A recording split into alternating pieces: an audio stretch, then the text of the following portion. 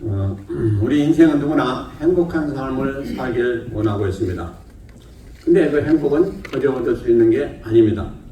왜냐하면 모든 결과는 원인이 있기 때문에 그렇습니다. 그래서 행복하게 살고 원한다면 바로 행복하게 되어질 수 있는 삶을 살아야 되는 것입니다. 자, 오늘 제목이 뭡니까? 행복하십니까죠? 우리 한번 이 시간에 우리 자신에게 물어보시기 바랍니다. 나는 과연 행복한가?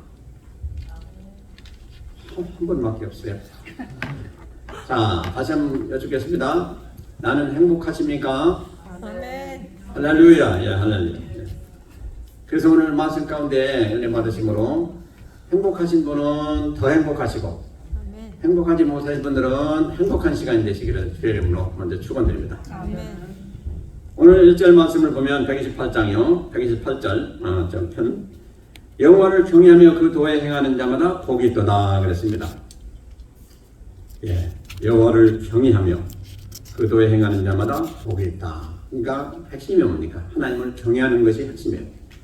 하나님을 경외한다는 것은 두려워하면서 존경한다 그런 말씀입니다. 그러니까 하나님을 사랑하며 존경하며 또 한편으로는 두려워한다.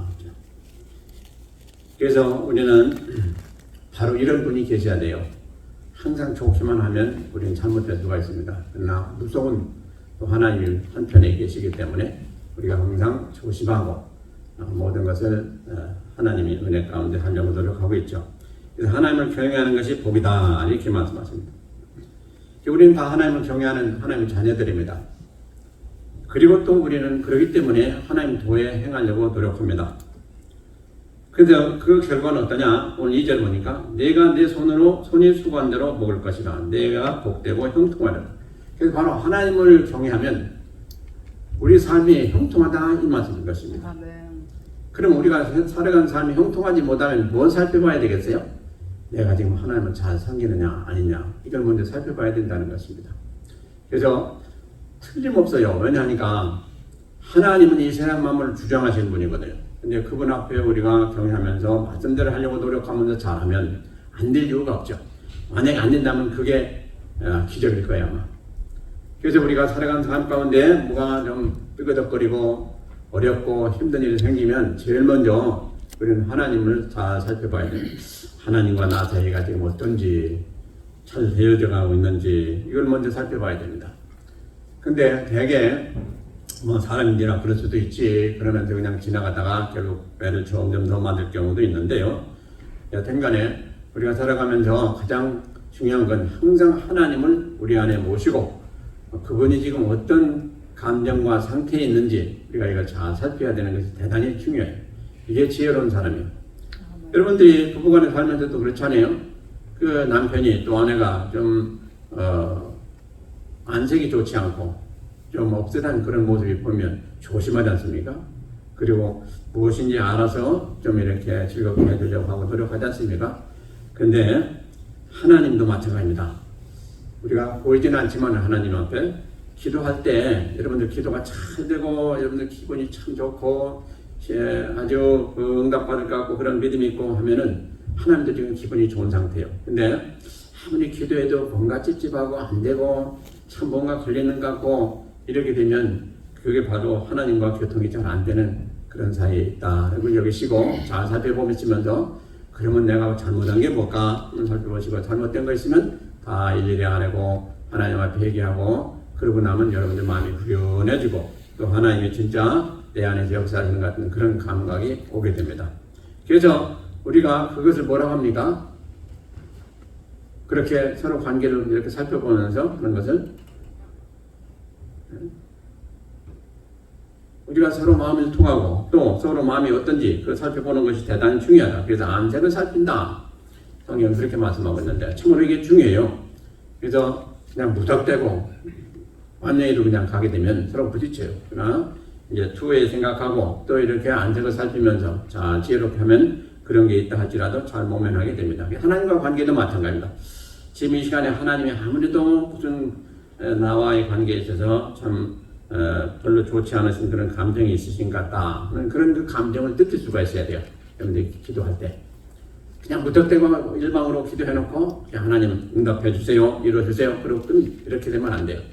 뭔가 좀 이상하다. 또 어떤 때는 그냥 확 취해가지고 한마디만 해도 하나님이 참 기뻐하시고 받으시는 그런 감각이 있는가. 어떤 때는 그냥 땅벽 같은, 귀에 벽이 막힌 같은 그런 감각이 올 때가 있지 않습니까? 그럼 반드시 기도하는 사람들이 중단하고 깊이 생각해 봐야 돼요.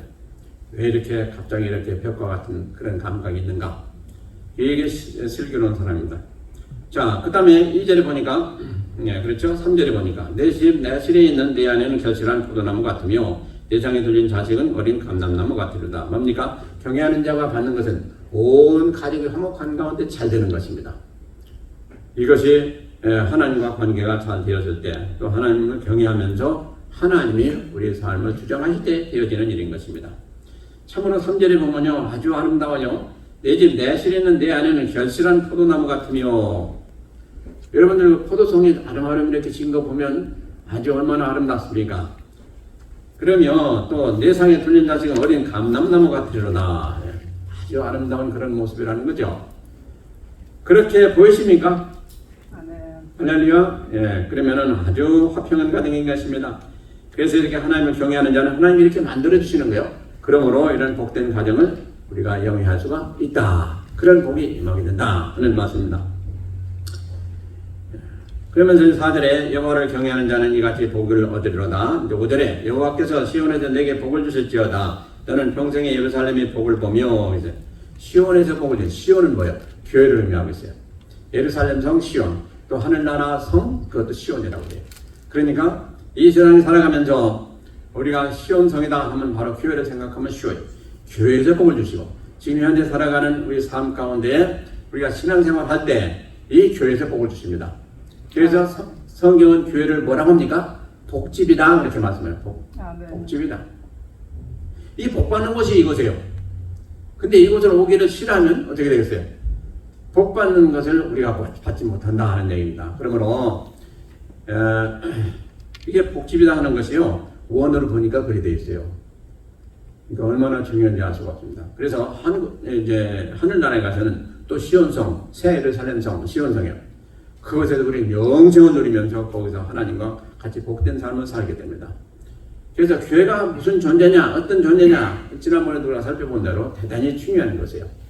그래서 교회를 와서 우리가 참 신앙생활하고 또 예배드리고 하는 것이 얼마나 귀하고 우리에게 은혜가 되느냐.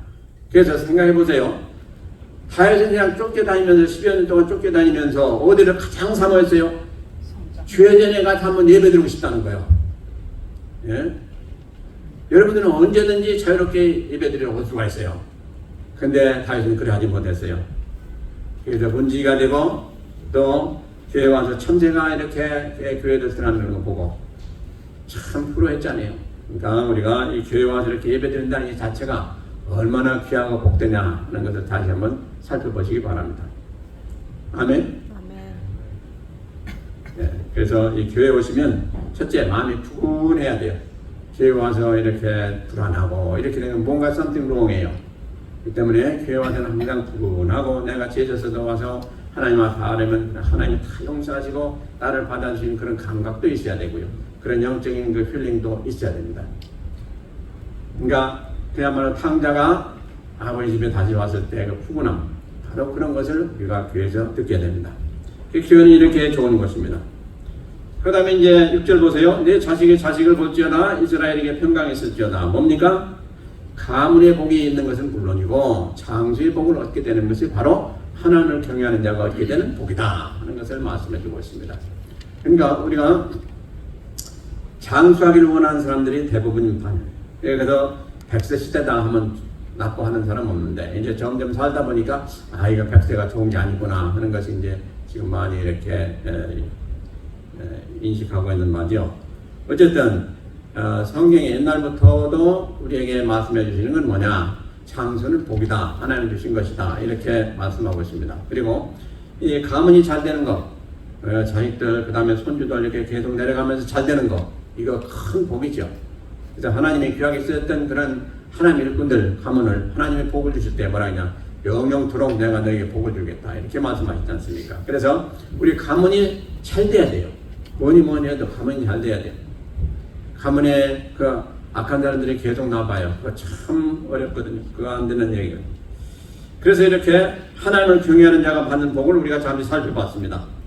그래서 우리가 행복하십니까? 물을 때 가장 중요한 게 뭐냐니까 내가 과연 하나님을 경외하느냐 이것부터 따져봐야 된다는 것입니다. 하나님을 진짜 경외하는 자는 우리가 행복할 수 있는 여러 가지 조건을 하나님이 예비하시고 우리에게 주신다고 하셨기 때문에 그렇습니다. 그래서 오늘 이렇게 128편을 봐도 우리가 하나님을 경외하면서 갖게 되는 또 얻게 되는 행복한 그런 조건들 많은 것들을 우리가 살펴봤습니다. 그것만이 아니죠. 이제 욥기 5장 17절에 보면 볼지어다 하나님께 징계받는 자에게는 복이 있나니 그런 정도는 전능자의 정책을 없인 여기지 말지어다 이렇게 말씀하고 있습니다. 이 말씀은 뭡니까? 행복의 조건 중에 하나가 징계받는 자라는 거예요. 그러면 좀 이상하구나. 징계받는 건 벌을 받는 것인데 쉽게 얘기한다면 벌을 받는 게 어떻게 해서 하나님이 우리 벌을 주시는 것이 우리가 어떻게 해서 유익함을 얻고 복이 되느냐 하는 것을 이제 성경은 말씀하고 있는. 우리가 누구든지 징계받을 때는 그 이유가 뭡니까? 범죄했기 때문에 받아요. 잘못했기 때문에 받아요. 그런데 잘못했는데도 불구하고 하나님이 가만히 계시다. 우리를 꾸짖거나 책망하지 않고 또 매도 안 되신다. 그러면 이거 큰일 난 겁니다. 우리가 잘못했을 때 반드시 기도할 때 하나님의 책망이 와야 돼요. 이게 사랑하는 자에게 하나님 베푸시는 은혜예요. 근데 아무리 기도해도 뭐 잘못한 건 기억도 안 나고 지금 된통 맞고 있는데도 불구하고 그러면 아주 그 영적으로 참 무딘 사람이에요. 그래서 성경을 말씀하시기를 하나님께서 징계하시는데 누굴 징계하신다고 되어 있어요? 하나님이 사랑하시는 자를 징계하신다 이렇게 되어 있어요. 하나님이 아예 내놓은 자식은 징계도 안 했어요. 이걸 아셔야 돼요. 그래서 세상 사람들은 아무리 잘못하고 다녀도 하나님 그냥 두세요. 이거 참 저주 중에 저주예요.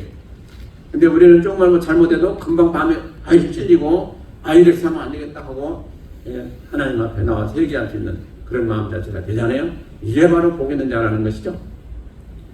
아멘. 아멘. 그러니까 우리가 이렇게 세상에 살아가면서 얼마나 죄를 지을 수 있는 그런 기회를 많이 당하고 있습니까? 근데 그때마다 내가 좀 해야 되겠다 하는데 하나님 야 이놈아 안 된다고 이렇게 하시면 아이고 찔끔해가지고 우리가 못하고 그러지 않습니까? 이게 얼마나 복입니까?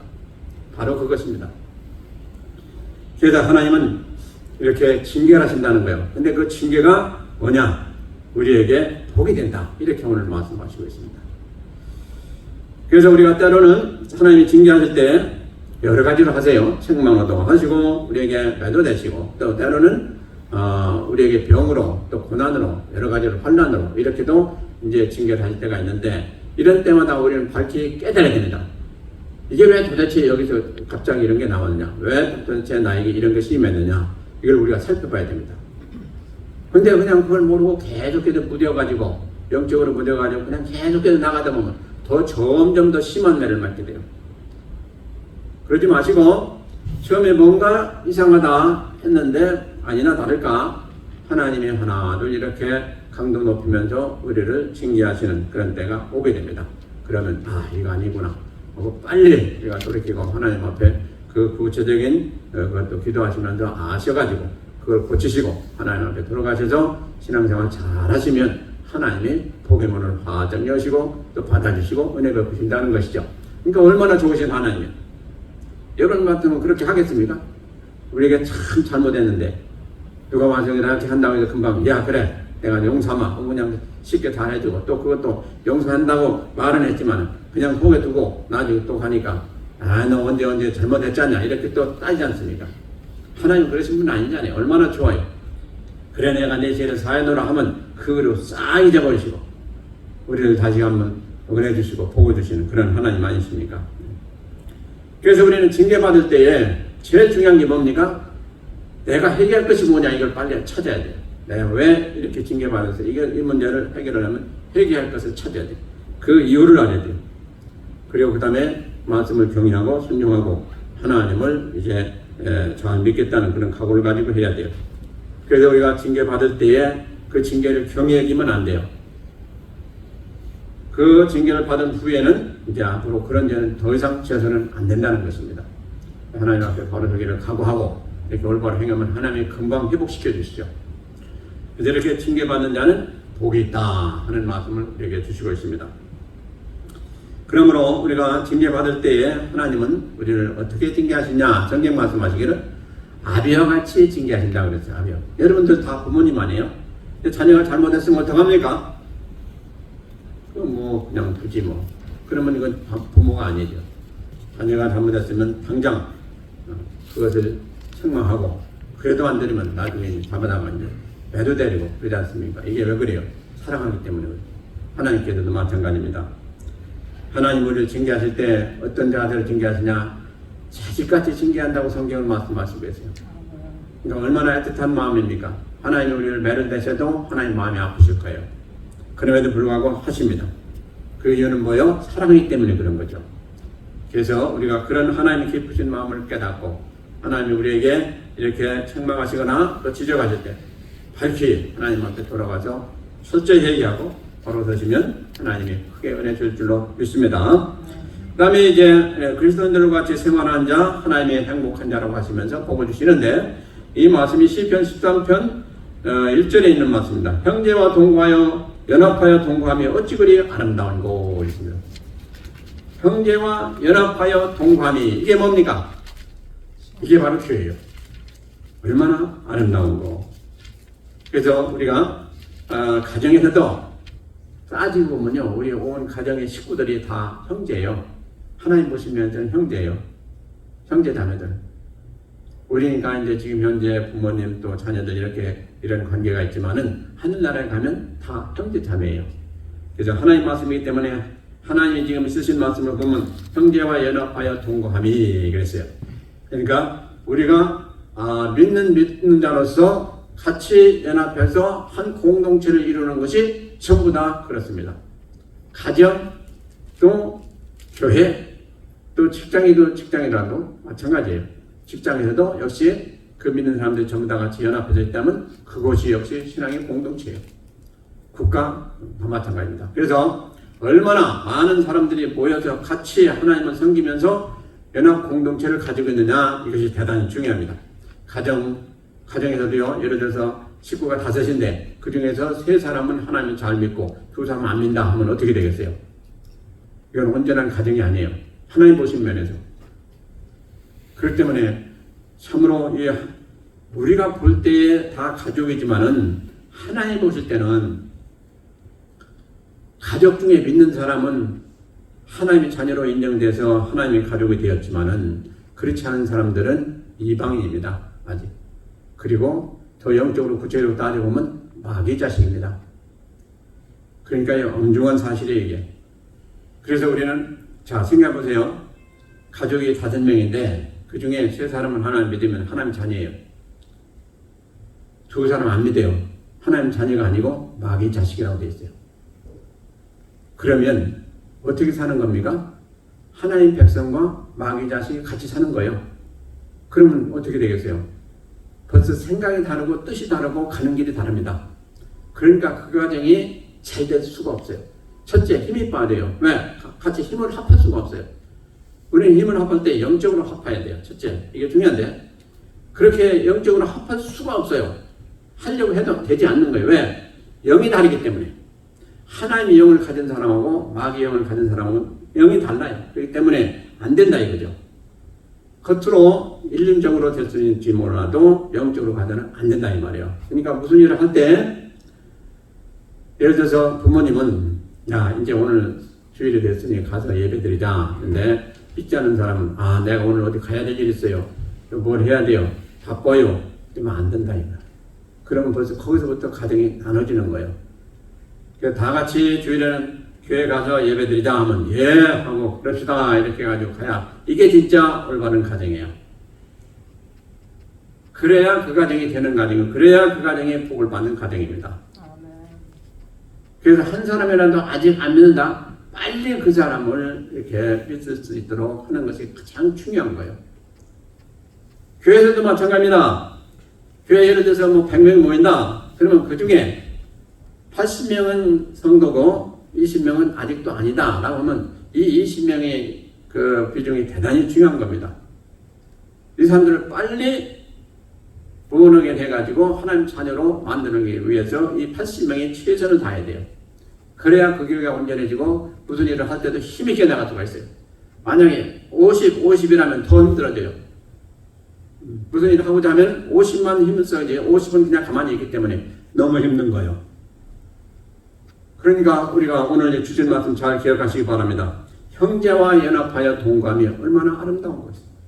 그래서 우리가 다 같이 합해서 하나님 믿는 형제가 됐을 때 힘이 있고 또 그것을 하나님은 기뻐하신다는 거죠. 그러므로 잘 알아야 됩니다. 이 세상의 모든 일은 영적인 세계에서 다 끝납니다. 거기서 결정이 돼요. 제가 수없이 말씀드렸지만 육신적으로 아무리 잘하려고 해도 그게 거기서 잘한다고 되는 게 아니고 영적으로 그게 뒤틀려 있으면 되질 않아요. 거기서부터 고쳐야 돼요. 자, 보세요. 성경 영적인 말씀이에요. 신앙 영적인 차원에서 이루어지는 것이 신앙이에요. 우리가 마귀도 마찬가지예요. 영물이에요. 이 성경 말씀도 그렇고 모든 것도 다 우리를 주장하고 우리에게 복을 주고 은혜 주는 모든 것들이 다 어디서부터 오느냐? 영적인 세계에서 와요. 근데 거기서 뒤틀려 있고 거기서 막혀 있고 그러면 안 되면 그게 올 수가 없어요. 이게 원리가 그래요. 올 수가 없어요. 그러니까 여러분들이 복을 받으려면 복의 근원에 대해서는 하나님과 열려 있어야 돼요. 이게 막혀 있으면 절대로 받을 수가 없어요. 아무리 우리가 요동친다 하고 발버둥 친다 하더라도 그게 복이 올 수가 없어요. 왜? 하나님과 막혔는데 옵니까? 안 오지. 그러니까 이 영적인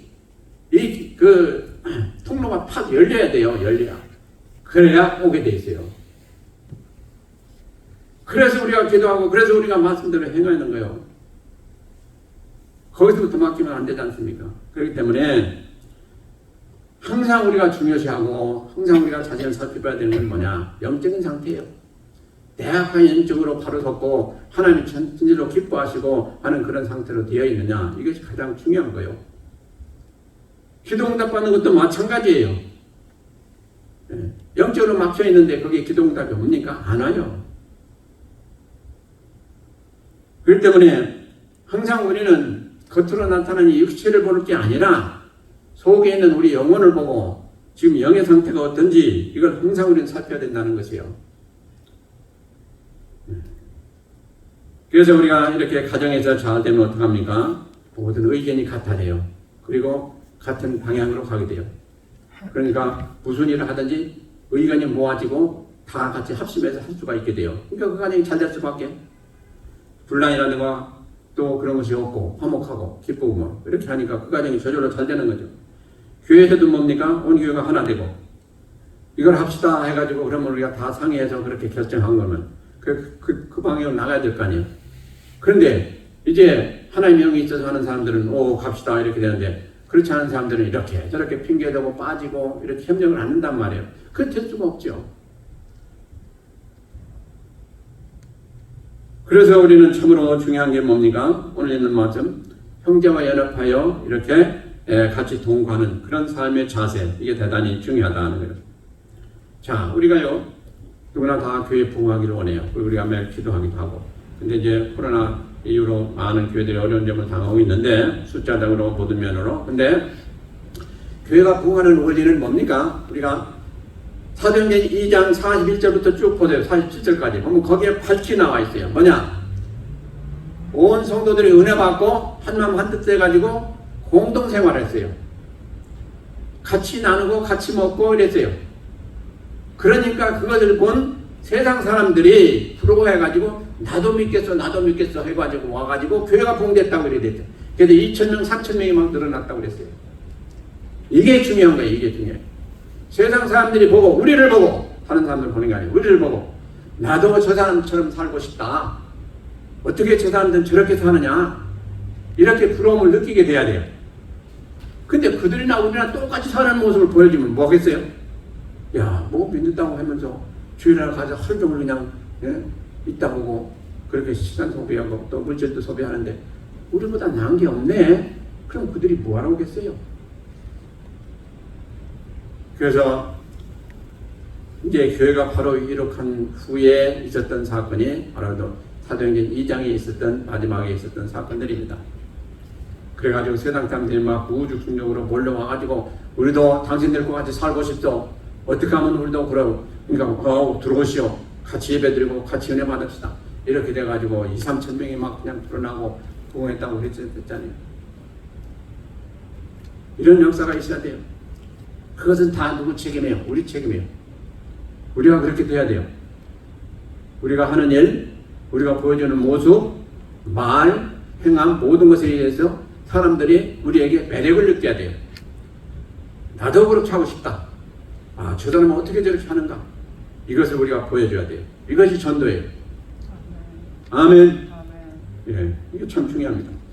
가정에서도 마찬가지예요. 부모님이 그렇게 너 좀 교회 나가자 하면 안 되잖아요. 부모님이 먼저 보여줘야 돼요. 예, 본을 보여야 돼요.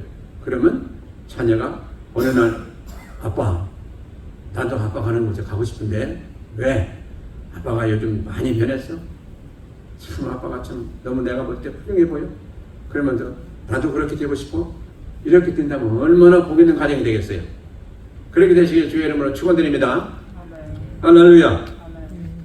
다들 그렇게 되셨으니 뭐 별로 감각이 없으신가. 자, 가정마다 참으로 우리가 중요한 것들 많습니다. 그래서 이 국가도 마찬가지예요. 예. 그리고 제가 그런 얘기를 들었어요. 어떤 그 회사의 한 그 사장님이 이제 장로님이에요. 그 장로님은 일을 시작하기 전에 모두 다 같이 예배 드린다고 그래요. 온 사원들 다 모아서 예배 드리고 그 다음에 일을 시작한다는 거예요. 그러니까 믿지 않는 사람들이 왔어도 그 분위기에 쏠려가지고 같이 예배 드리다 보니까 제대로 신앙이 된다는 거예요. 그러니까 하나님이 그 기업에 복을 안 주시겠어요? 주시는 거죠. 그래가지고 그 기업이 잘 돼가지고 많은 사람들에게 회자가 되는 그런 기업이 있었다고 그래요. 얼마나 아름다운 일입니까? 그러니까 어떻게 되겠어요? 서로가 신실하게 서로가 신앙생활하고 또 서로 믿고 의지하고 또 이렇게 한 형제단 그런 그 마음자 돼가지고 회사를 운영하고 또 일하고 하니까 그 회사가 안 될 이유가 없죠. 또 하나님 복을 주시니까 더 잘 되는 것이고. 그래서 우리는 가정이든 교회든 뭐 회사든 나라든 나라도 마찬가지. 나라가 진실로 위에서부터 대통령부터 옛날에는 왕이지만 대통령부터 하나님을 경외하고 하나님의 말씀 안에 굳게 서서 행하면 그 나라가 안 될 나라가 뭐가 어디가 있습니까?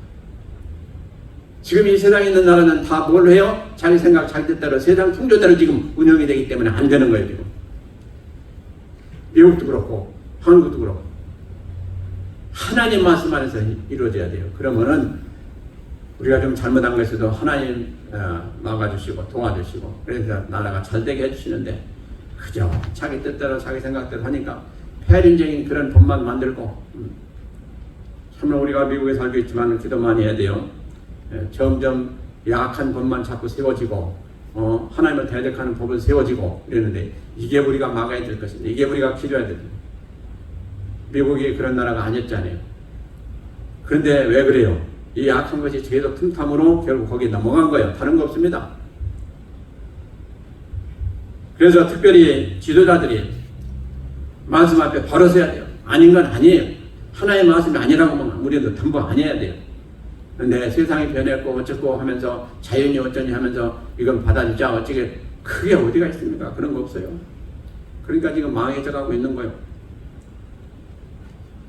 그래서 우리는 진실로 믿는 자들끼리 같이 더 세력을 규합해가지고 믿지 않는 사람들을 끌어들이고 또 그들도 변화되고 그래서 점점 우리가 그 악한 세계를 먹어가야 됩니다. 완전히 이겨가야 됩니다. 점령해야 됩니다. 이것이 우리가 해야 되죠. 자, 그 다음에 시편 144편 15절에 보니까 여호와를 하나님으로 삼은 자가 복이 있도다. 행복하다. 여호와를 하나님으로 삼은 자. 뭐 우리가 볼 때는 그게 무슨 말로 당연한 거 아닌가 이렇게 생각되겠지만 그게 아니죠. 자, 이 세상에 살다 보면요 우리 자신을 하나님같이 여기는 사람들이 얼마나 많은지 알 수가 없어요. 이 재벌들 보세요. 자기가 하나님이야. 그리고 예를 들어서 잘못된 뭐 옛날에는 왕 같은 사람들, 또 이 시대는 대통령 같은 사람들, 그 잘못된 사람들 자기가 왕이요, 자기가 하나님이요. 이거 참으로 안 될 일이거든요. 그래서 옛날에 보면 바로 왕, 느부갓네살 왕 다 잘못해가지고 결국 하나님으로부터 치덕을 받다 나중에 깨닫고 회개하고 돌아왔잖아요. 그 다음에 헤로드 왕은 충이 먹어 죽었잖아요. 아, 이건 하나님 소리지 사람 소리다 아니다. 그러니까 그걸 그냥 영광을 다 받아먹고 하나님 치시니까 충이 먹거든. 그냥 책사부르게 말했잖아요. 사람들도 이런 사람들이 안 돼요. 하나님 영역을 우리가 침해해서는 절대로 안 되는 거예요. 그런데 그 외에 또 누가 있습니까? 마귀가 있잖아요. 마귀는 어떻게 하는지 지금 하나님을 어게인스트 해가지고 지가 좀 어떻게 해볼까 하는데 그게 될 일입니까? 결국 나중에 이제 무적행이 들어가고 많은 그런 신세지만은 지금 아직도 마귀가 이렇게 악을 쓰고 있는 것이죠. 그래서 이렇게 교만한, 이게 다 왜 그렇습니까? 교만하기 때문에 그렇게 됐다고 그랬어요. 다 교만. 그래서 우리는 상당히 이것을 조심해야 됩니다. 그리고 사람을 또 하나님같이 섬기는 자들이 있어요. 사람을. 그게 누굽니까? 이단자들이에요. 이단자들. 지금 교주를 하나님같이 섬겨요. 참으로 그들도 모두가 다 지옥 갈 사람들 아닙니까? 얼마나 참 안타까운 일들이에요. 그 이단에 빠진 사람들. 참으로 불쌍한 사람들이에요. 그래서 성경도 말씀하지 않습니까? 이들은 아예 완전히 세뇌가 됐기 때문에 어렵다 이거죠. 한두 번 훈계함이 안 되면 그냥 두라고 그랬어요. 버리라고 그랬어요. 그 이단 사상 가진 사람들이 대단하거든요. 아예 거기 그냥 넘어간 거예요. 참으로 중요한 것입니다. 그리고 요즘에 여러분들 보면 아이돌이 나오죠. 아이돌. 예? 저 사람 뭐 음악 춤에 또는 노래 뭐 여러 가지 아이돌이라고 하는 사람도 있지 않습니까? 이거 조심해야 돼요. 아이돌이 뭡니까? 우상이라는 얘기 아니에요. 그 사람도 안 좋고 우리도 안 좋은 거예요. 우리가 아이돌 누구 아이돌 부르면요 뭡니까? 우리 우상이다. 이게 우상.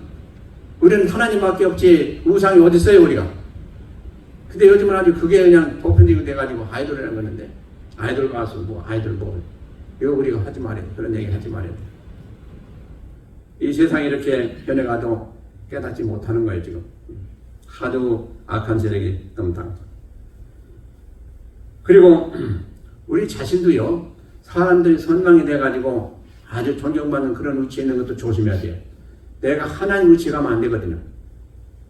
사람들이 자꾸 칭찬하고 당신 대단하다. 그거 좋아서 계속 올라가다는 하나님인데요. 큰일 나는 거예요. 그러니까 그럴 때 조심하고 그 사람들을 오히려 우리가 단속해야 돼요. 나는 그렇지 않습니다. 나는 미천한 사람에 지나지 않습니다. 그리고 양보하고 그걸 자꾸 받지 말아야 돼요. 근데 그런 칭찬을 받고 자꾸 하다 보면 우쭐해가지고 계속 올라가는 사람들이 있어요. 그러다 보면 나중에 그냥 낭떠러지로 떨어지고 맙니다. 그걸 조심해야 됩니다. 그리고 우리가 세상 것 안 좋아하는 사람 없는데요. 세상 것. 세상에 중요하다고 하는 것. 예, 지위도 중요하죠. 명예도 중요하죠. 권력, 재력 등 뭐 다 중요한 거 아니겠습니까? 이런 것이 하나님이 되면 안 돼요. 네. 그런 사람들 세상에 수많이 많이 있어요. 그래서 그걸 위해서 목숨도 내놓고 뭐 별짓을 다 하는 사람들이 있죠. 특별히 정치인들 중에 그런 사람들이 많은데 이거 참 조심해야 됩니다. 그래서 복 중에 복이 뭡니까? 여호와 하나님을 오늘 말씀 보니까 시편 144편 15절에는 여호와를 자기 하나님으로 삼는 자는 복이 있도다. 아멘. 그래서 하나님만이 누구예요? 우리의 복이 되고 우리의 생명이 되고 하나님만이 우리의 하나님이 되시는 분이에요. 다른 어떤 누구도 하나님이 될 수가 없어요.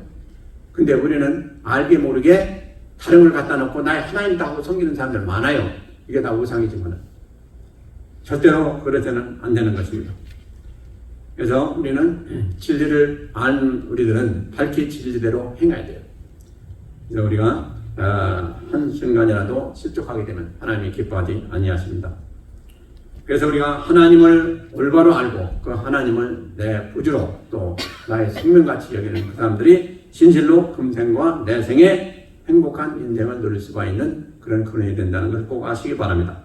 이제 마지막으로 신명기 33장 29절을 보니까 이스라엘이여 너는 행복자로다. 여호와의 구원을 너같이 얻은 백성이 누구뇨? 그랬습니다.